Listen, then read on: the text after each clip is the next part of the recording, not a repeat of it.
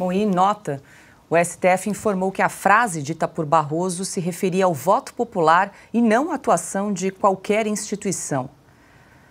Rodrigo Pacheco, presidente do Senado, criticou a fala do ministro do Supremo e sugeriu que Barroso fizesse uma retratação pública, como fez há pouco.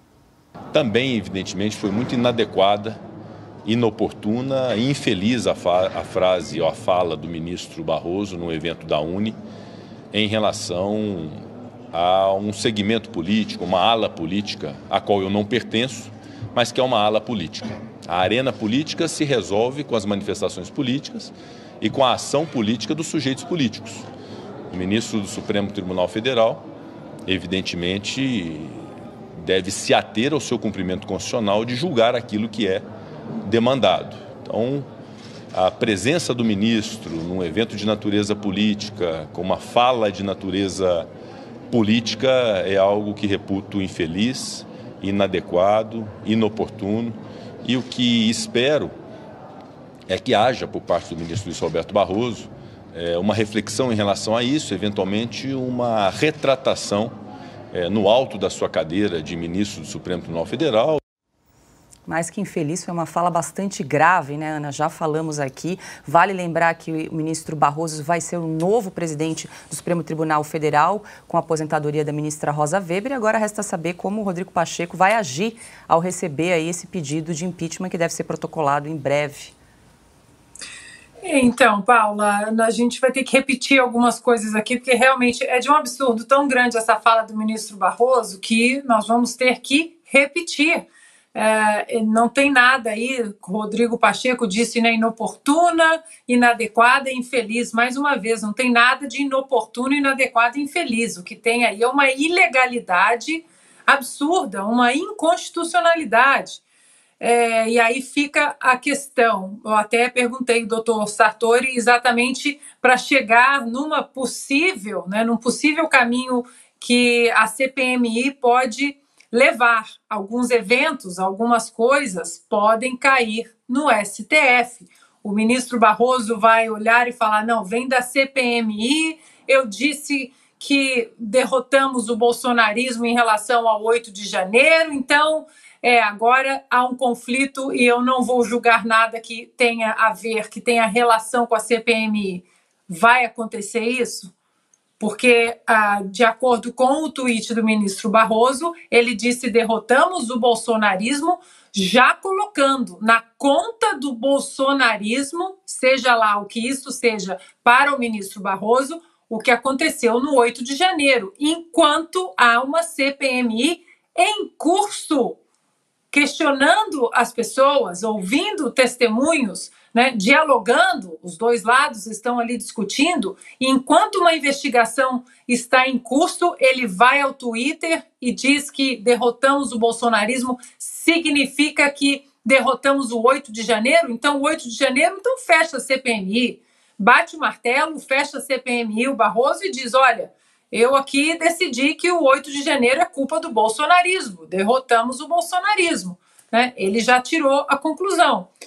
Para finalizar, Paula, nesse comentário, o Pacheco, né, disse aí que repudiou as declarações do Barroso e tal, e que isso ocorreu, abro aspas, justamente para que todas as instituições e seus personagens possam ter essa reflexão sobre a importância do cumprimento de seu papel, de seus limites. Fecho aspas. É para rir essa declaração do Rodrigo Pacheco?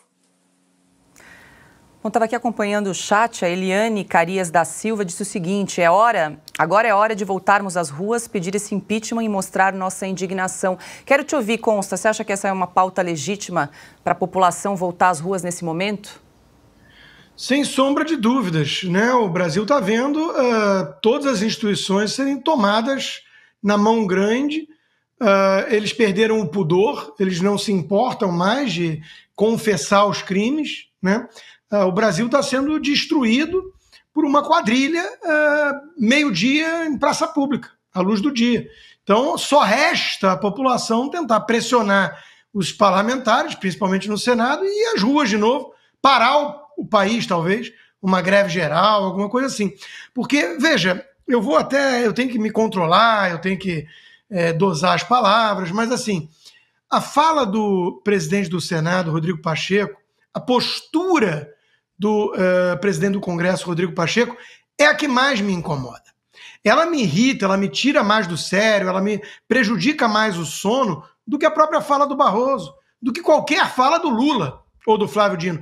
Porque o Barroso eu já conheço de longa data. Ele quer empurrar a história, perder o mané, porque o Lula é isso aí, só a turma da Globo acreditou no democrata incorporando Mandela numa frente ampla. Todo mundo sabia quem ele era, né? Agora, o Rodrigo Pacheco, ele vem com essa postura, com essa pose de estadista, com essa fala que não é um verniz às instituições, não é uma pátina que ele concede às instituições que estão totalmente dilaceradas em nosso país.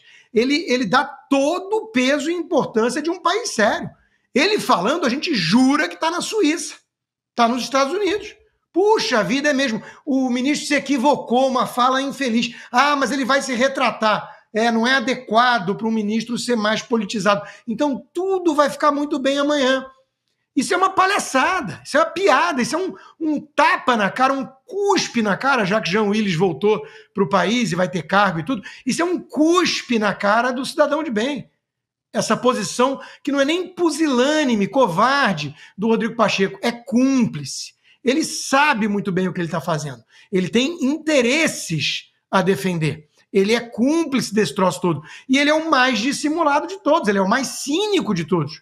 O Barroso sentiu. Está tendo que emitir nota, solta mais uma nota contraditória, pede desculpas. O Pacheco continua bancando o grande bastião das instituições no país.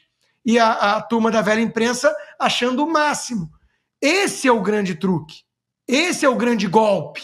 Então o Lula, com a carranca comunista, foi-se o martelo do pessoal, ao lado do Daniel Ortega, do Maduro e companhia, isso aí a gente já sabe o que é. A gente se prepara para defender. O STF ativista, que manipula, que censura, que cala, a gente já sabe o que é. Agora, o presidente do Senado vir fingir que o Brasil é um país sério, que as instituições estão funcionando perfeitamente e que se ele se retratar e reconhecer o erro, está tudo muito bem, esse é o maior culpado, responsável pela situação. Esse e todos os isentões, pseudo-liberais, jornalistas vendidos que fingem que o Brasil ainda é um país democrático.